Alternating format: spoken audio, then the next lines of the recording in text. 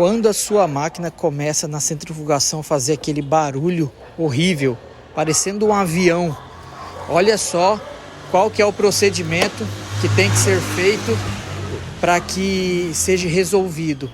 É a gente utilizar um saca-câmbio, tirar todo o eixo, trocar os rolamentos, trocar o retentor, fazer aquela limpeza e higienização na máquina.